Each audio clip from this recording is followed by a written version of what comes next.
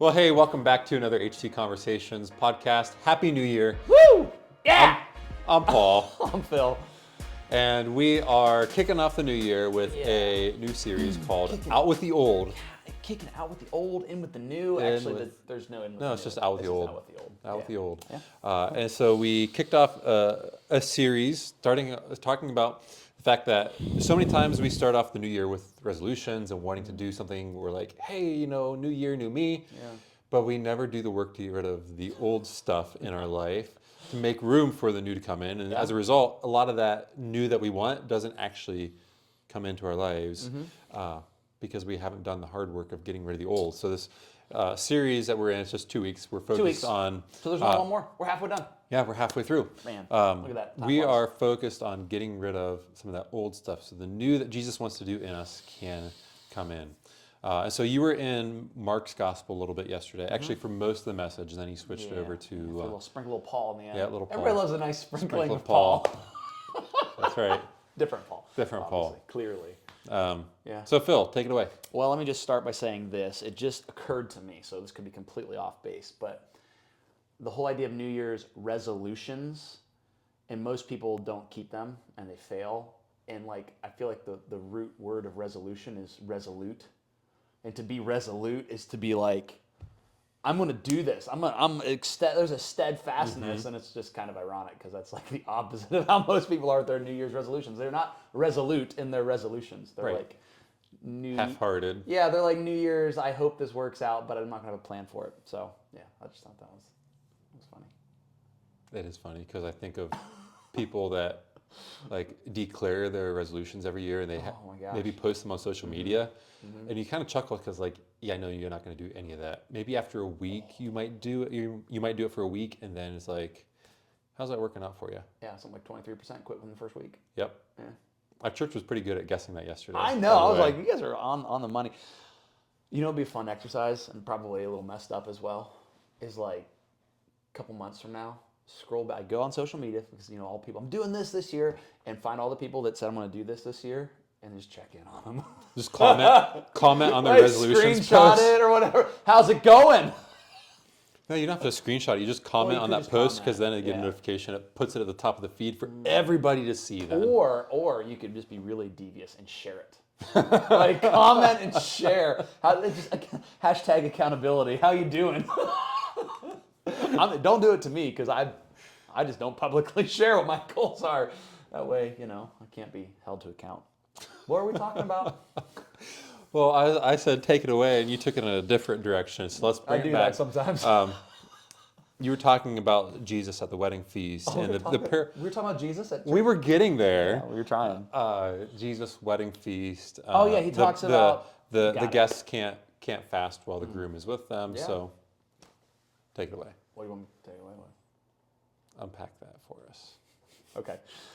I just tell people to go watch the sermon, but they probably already did that because you guys are overachievers. So Jesus asked why aren't his disciples fasting? Because other religious leaders, like teachers, rabbis, they've got disciples who are following them and they fast, and Jesus' disciples aren't. They're just having a good old time all the time. And so Jesus says, hey, it's like a wedding. The guests of the groom don't fast while the groom is there. And so there's this stark contrast between fasting, which is somber, and a wedding, which would be the biggest celebration point in a normal person's life back then. It was a week-long party. Everybody had a good old time. And so the point that Jesus is getting across is really reflective of how he opens his public ministry in Mark's gospel. He says, the time has come, or the time is fulfilled. The kingdom of God is here, it's near, it's at hand, so repent and believe the good news. And so the rest of Jesus' ministry then is like that playing out. The kingdom is here, there's something new that's happening.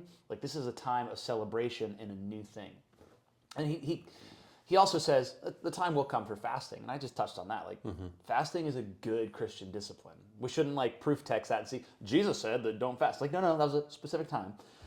But his overarching point was God is doing something in the here and now that's new. And so he illustrates that further by talking about, hey, you don't sew an old patch of garment or a new patch onto an old garment. You don't fill old wineskins with new wine because the garment will tear. The wineskins will be burst by the new wine. And whether it's that picture of the wedding or either one of those parables, they're all communicating the same thing of like Jesus was there and he was doing a new thing, and who Jesus is and what he was doing does not fit into the old way. Because when he's asked that question, there is the assumption by the people asking of like, hey, we want what Jesus, what you're doing and who you are and what you're teaching and this movement that you're trying to get started or whatever, we want that to fit within the confines of what we already know and what we're already comfortable with. And Jesus is like, no. Like, I'm a whole new category. Yes, he's a fulfillment of the old. It doesn't mean we discard the old, Right. but he was doing a new thing out of the old.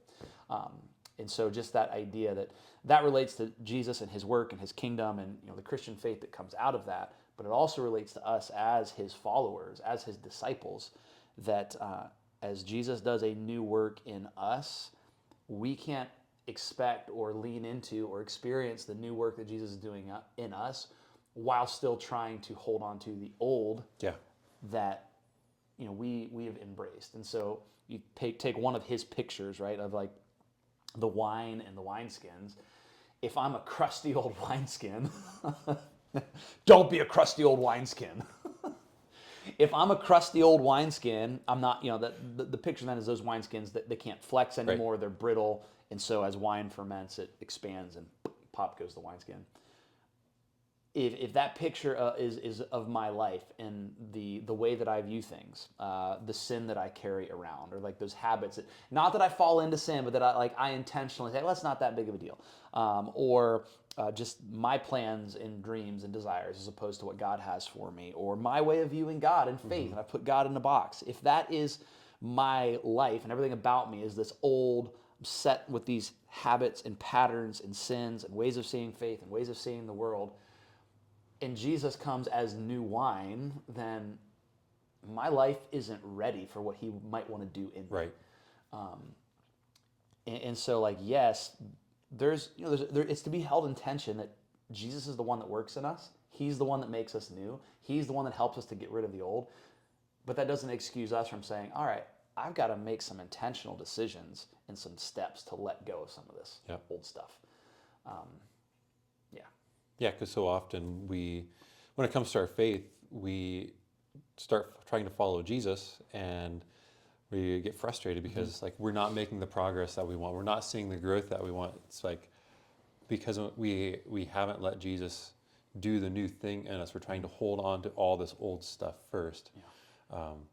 Jesus came to do a new thing, and we need to get rid of that old because the new thing that Jesus wants to do in us will burst that old self. Yeah, and I think that's such an important part when he tells that parable, and he like kind of specifically says that both the wineskin and the wine are now no longer good for anything. Because when it breaks, the old wineskin was still usable for old wine. For old wine. Or if you wanted to refill it and like use it to carry water or whatever, it was fine. It worked for that. It had a function.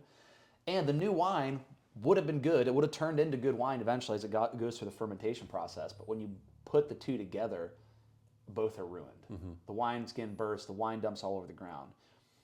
And I feel like that is where a lot of us end up with our faith, because we have this old way of life, this old way of thinking, and we try to bring the new of Jesus into it. And when the two don't mix together, it's like both end up kind of ruined.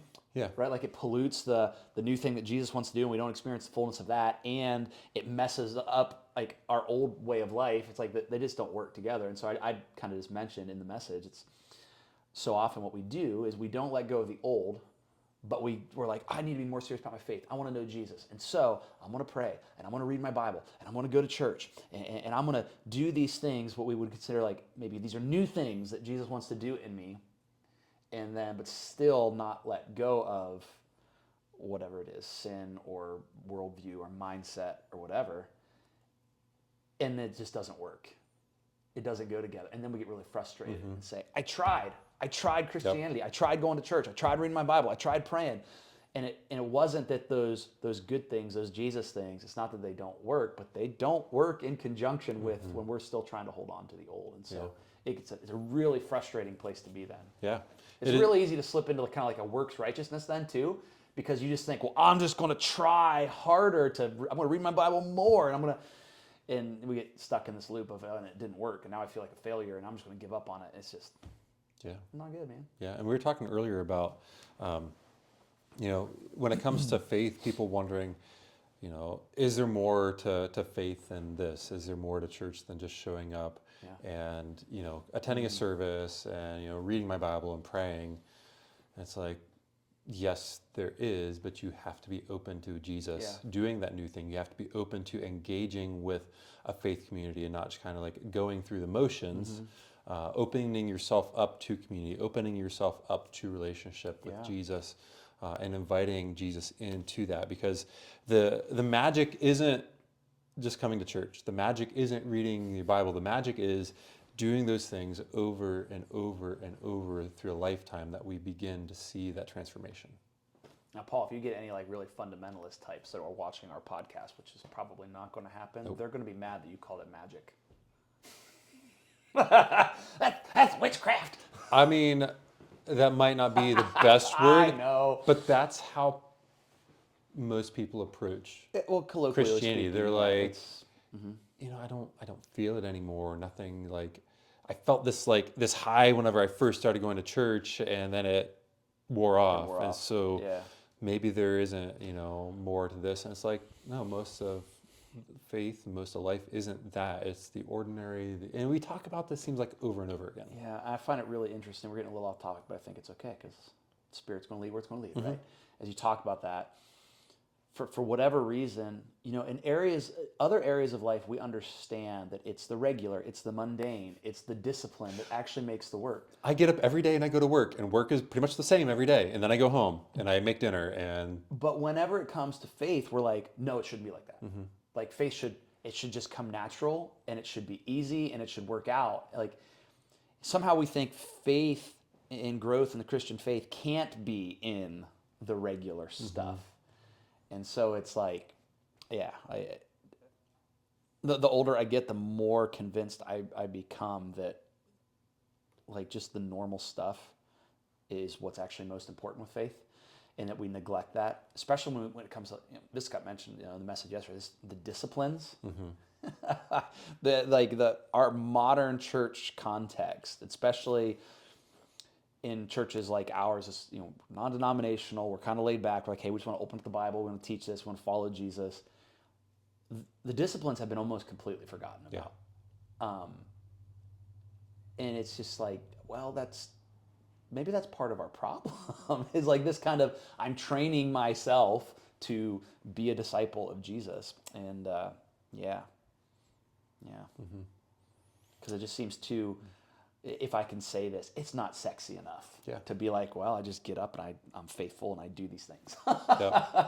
It's like, that's how God works. He works in the ordinary. That is how God works. When we look through the pages of the Old Testament, we see him working through Israel in that way, in the ordinary, the seemingly mundane. Even when Israel goes astray, God is still there working, because God is a faithful one. He wants people to be faithful to him. Well, even to bring it back into the conversation that we're having about the new and the old and what Jesus did, this new thing, there's so much about that is also in the ordinary. Like we just came through Christmas. Like there's God in the flesh is not ordinary at all, but the way that Jesus came and so much about his life was just not spectacular. Obviously there's parts that were when he's doing miracles and he's teaching, he's healing people, but he's like, he was born. He had to grow up. He had to go through the human experience. All like his teachings and his parables, he's constantly engaging.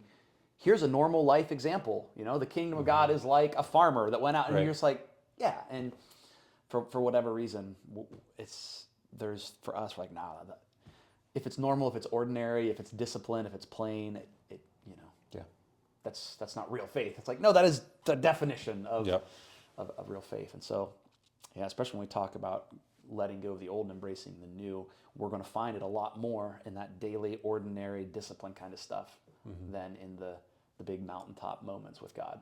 Those are there, and those are fun, those are great, but that's where like 1% of your life is lived. The other 99% ain't that. So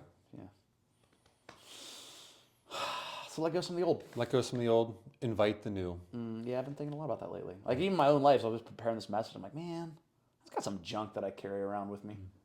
It's kind of like when you move, you know, and when you got to like box up, you're like, where did all this come from? Like, how do I just accumulate all this stuff that's just been in a box?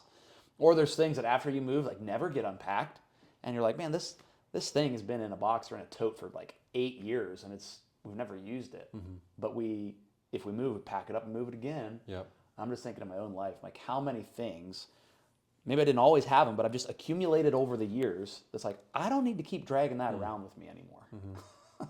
Especially not if I want to see, like, experience what Jesus has for me this year. Like, that's got to go. Yeah. All right. Well, you can find the full message on your YouTube channel where you're watching this. Well, it's not on their YouTube. Well, on YouTube. You know, our YouTube channel. Our videos are not on your where YouTube you're watching channel. this. I mean, if you want to, you can share them or whatever. Want to transition now into a couple of listener questions. Yeah, let me just... You know who you are, by the way. Before you jump into that, we do have some questions. You guys can always send us questions. We love that. We encourage that. You know, if you're part of our church and you see, like, when you're sitting, you know, watch, like, as a part of a church service, or if you're watching online, there's a number every single week. So if you've got questions, text them. And so your questions can relate to the specific sermon content.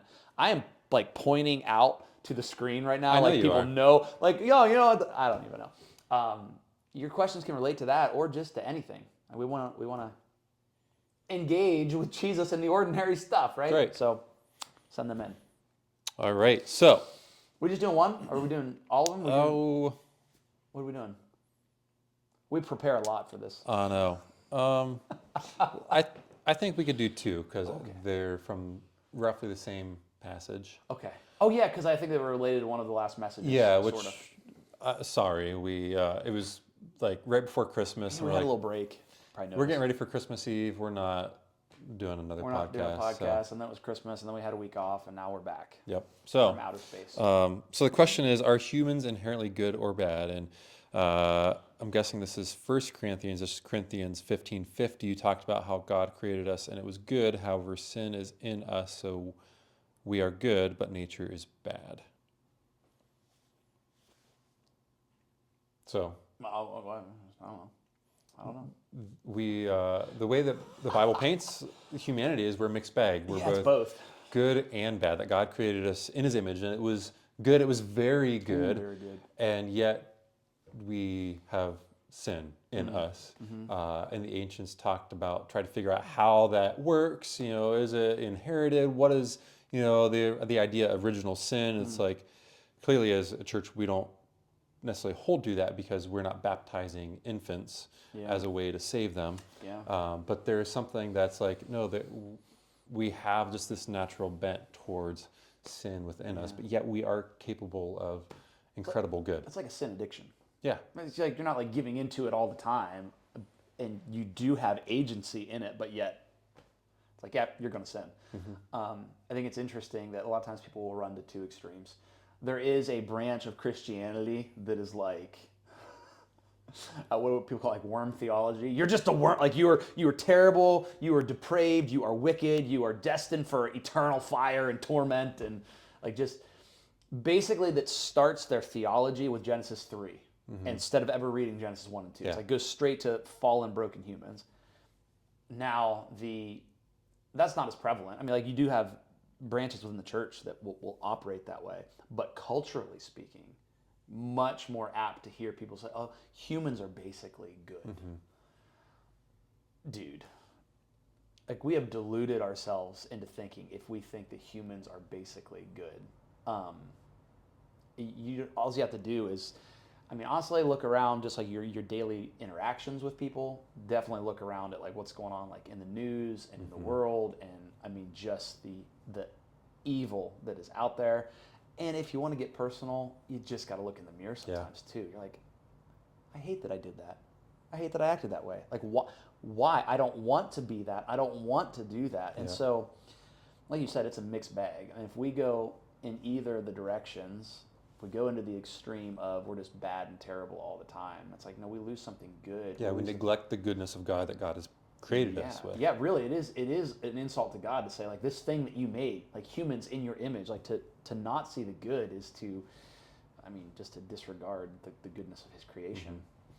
But then, to go to the other extreme and be like, no, humans are basically good. Like, it absolves us from any responsibility. Like, the reason I act bad is somebody else's fault. It's all because of my, my environment. Like this, I'm a victim here.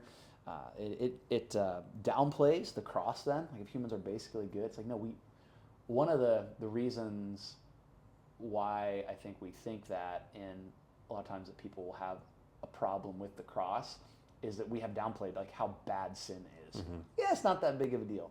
And so there's got to be a healthy balance. And yeah, that whole idea, like you said, the ancients working through that concept, that I don't know how much of a debate or how much of a conversation it was in the early church. It was really with Augustine that original sin kind of became formulated as a doctrine or some thought. And Augustine was heavily influenced by Aristotle before he became a Christian. Yes. And he was against the Jewishness of the Scripture, and that played very heavily into his theology. So Augustine, great thinker, very important to Christianity, and we can look to him and celebrate him, but he was not God. He got a lot of things wrong. Right, absolutely. And a lot of the big thinkers and the church fathers, like Thomas Aquinas. Yeah, it's like, oh my gosh, they're brilliant, but that doesn't heavily mean that everything's right. influenced by Aristotle and that way of thinking. Yeah. And what I find really interesting about like the early church is they don't seem to have as much like really clear language, and therefore not as many like internal debates over theological concepts. That became later on as church got established, and it's like, well, I guess like we have the luxury to flesh out some of these more kind of minute details. What exactly happened in the atonement, and what is your view of baptism and all these different things. But in the early church, like they just weren't worrying about that. It was like we have to not get killed by our neighbors because we're a persecuted minority, and when we are going to address things, it's really big theological things. Like, okay, Jesus is fully God and fully human. Yep. It only becomes later, and so Augustine, you're talking about several hundred years into the church, that's like, I wonder, like, are people born with this thing called original sin? Or like, what does that look like? What are the implications of that? And so, fun stuff to talk about. I don't think we necessarily need to have a solid answer nailed down on it. Right. I just like, humans are sinful, and there's also good in them, and no human could ever not sin. You know what I mean? So it's like you're going to. So is it nature? Is it nurture? Yes, it's both. Okay, it's in us and whatever. All right. So next question: when Paul in Corinthians talks about Jesus' return, there will be people still living. Does that point more towards dispensationalism, amillennialism, or post-millennialism? Yes. Well, in all three of the views, like it doesn't. There's going to the fact that there's still people living isn't affected by your view of the end times or the millennium. All positions would hold like Jesus is going to come back, and they're going to be Christians. They're like, oh, there he is. He's here. In our day and in our time, like we got to be alive for the return of Jesus. So, that's another one of those debates I'm talking about. Like the early church, like they didn't. Now, certainly within a few hundred years, they start developing language and ideas around. Okay, so what is this 1,000 years, and how is it going to happen? But when Paul wrote 1 Corinthians, that wasn't in view. It was just like, hey, Jesus is going to come back. And when he does, some of us will still be alive. Yep. So be ready. Yeah. And that's the message for us today. Be ready. Yeah, exactly. It could happen at any point. We don't know when. Yeah. He could come like a thief in the night. So. Yeah. All right. Any final thoughts? I don't think so. Okay. It was a fun conversation. Yep. Thanks for those questions. Continue to send them in. That's a nice shoe. I was like, hey, bye. Since we're doing shoes, here's my shoe. And we'll see you back here next week. Have a great week, everybody. Yep.